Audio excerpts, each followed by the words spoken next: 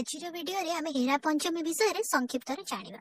ହେରା ପଞ୍ଚମୀ ହେଉଛି ରଥଯାତ୍ରା ମହୋତ୍ସବ ସମୟରେ ପାଳିତ ଏକ ଗୁରୁତ୍ୱପୂର୍ଣ୍ଣ ଅନୁଷ୍ଠାନ।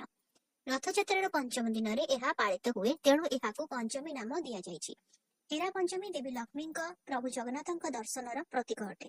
ଏହି ଦିନ ମା ଲକ୍ଷ୍ମୀ ଶ୍ରୀ ଜଗନ୍ନାଥଙ୍କୁ ଦର୍ଶନ କରିବା ପାଇଁ ଗୁଣ୍ଡିଚା ମନ୍ଦିରକୁ ଯାଆନ୍ତି, ଯିଏ ତାଙ୍କୁ ଶ୍ରୀମନ୍ଦିରରେ ଛାଡ଼ି ଆସିଥିଲେ।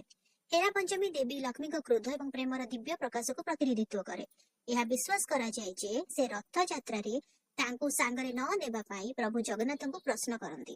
ହେରା ପଞ୍ଚମୀ ମହାନତାର ସହିତ ପାଳନ କରାଯାଏ ଏବଂ ଏଥିରେ ପାରମ୍ପରିକ ସଙ୍ଗୀତ, ନୃତ୍ୟ ଏବଂ ପୂଜାପାଠ ଅନ୍ତର୍ଭୁକ୍ତ।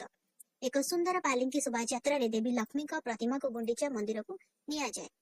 ଲକ୍ଷ୍ମୀଙ୍କ ଆଗମନକୁ ଗୁପ୍ତ ରଖାଯାଏ ଏବଂ ସେ ନାକଚଣା ଦ୍ୱାର ଭାବରେ ପରିଚିତ ଏକ ସ୍ୱତନ୍ତ୍ର ଦ୍ୱାର ଦେଇ ପ୍ରବେଶ କରନ୍ତି। ପ୍ରତୀକାତ୍ମକ ଯୁକ୍ତି ପରେ ସେ ପ୍ରଭୁ ଜଗନ୍ନାଥଙ୍କୁ ସିଧାସଳଖ ଭେଟି ନ ଦେଇ ଫେରି ଯାଆନ୍ତି। ଯିବା ସମୟରେ ସେ ପ୍ରଭୁ ଜଗନ୍ନାଥଙ୍କ ରଥର ଏକ ଅଂଶକୁ କ୍ଷତି ପହଞ୍ଚାଇ ତାଙ୍କ କ୍ରୋଧ ପ୍ରକାଶ କରନ୍ତି ବୋଲି କୁହାଯାଏ।